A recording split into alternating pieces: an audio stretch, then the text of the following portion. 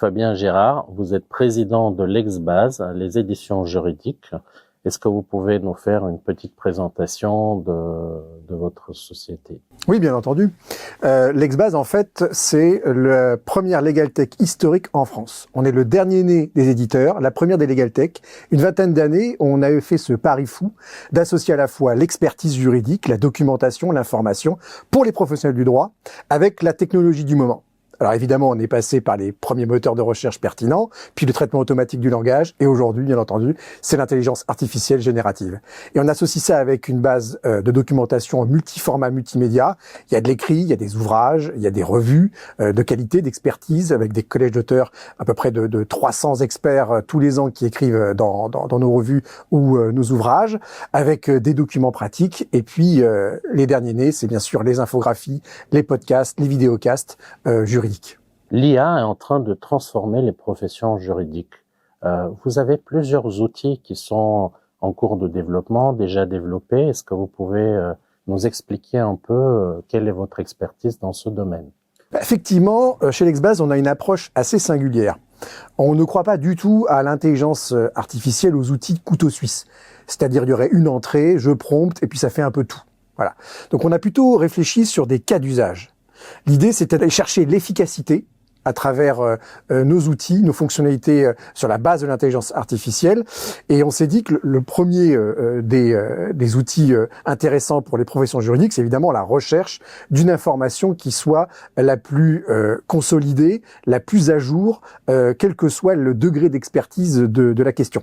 Donc c'est les fameux chatbots juridiques sur la base d'IA conversationnelle. La deuxième fonctionnalité, ça a été d'aller trouver le moyen d'aller rechercher des décisions de justice à travers les méandres des millions et millions de décisions qui sont déjà à notre disposition, mais surtout qui vont arriver avec l'open data des décisions de justice.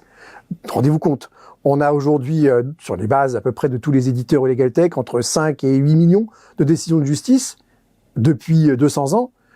À partir de maintenant, on va en avoir 4 millions tous les ans. Donc la gageure, ça sera de trouver l'aiguille dans la meule de foin. Et ça, l'intelligence artificielle générative peut nous permettre de trouver les quelques décisions qui permettent d'établir un précédent.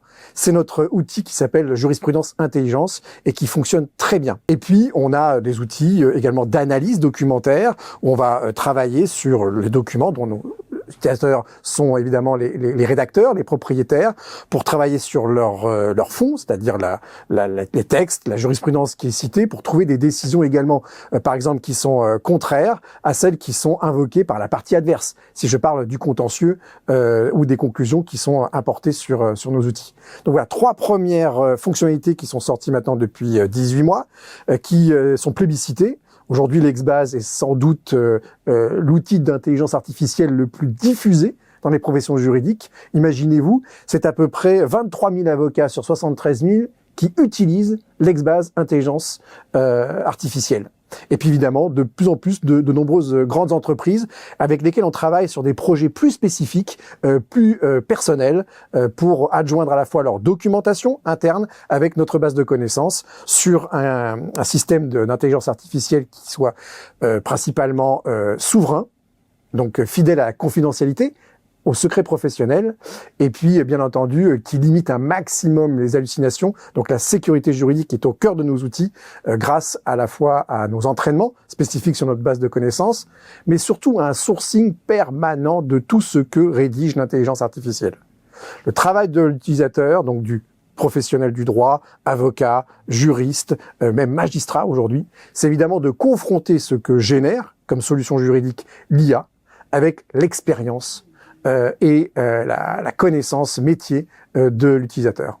Quels sont les développements à venir dans ce domaine?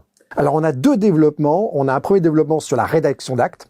On souhaite proposer avec un partenaire qui s'appelle Common Law, qui est une société sœur de l'Exbase, un logiciel d'assistance à la rédaction d'actes. Alors ça va intégrer un peu d'intelligence artificielle, notamment là aux bons endroits, là où ça permet d'accélérer la rédaction de chacune des opérations choisies par l'utilisateur.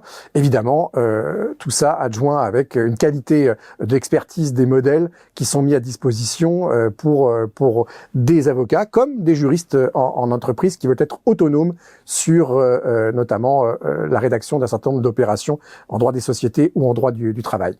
Ça, c'est le premier outil qui devrait sortir en septembre. Et puis on va en avoir une autre fonctionnalité en novembre. Ça sera le fameux drag and drop d'analyse de documents en chatbot. Classiquement, j'ai un chatbot sur mon chatbot, on pourra télécharger n'importe quel document et propriétaire donc de l'utilisateur et le confronter à notre base de connaissances grâce à un prompt sur la base de l'intelligence artificielle générative.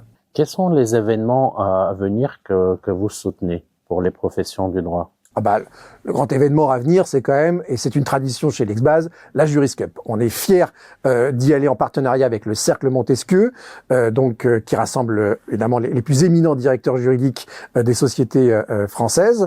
Et donc c'est un partage de valeurs, c'est un moment partagé qui est important pour l'Exbase, tout simplement parce que ça permet dans la rencontre en fait de nos utilisateurs d'une part, et ensuite de pouvoir avec eux échanger sur finalement des valeurs qui sont communes à nos développements, que ça soit la stratégie, que ça soit la sécurité, que ça soit le collectif, que ça soit la solidarité, que ça soit la confraternité. Tout ça, ce sont des valeurs que nous portons également et que nous souhaitons soutenir à travers cet événement avec le Cercle Montesquieu.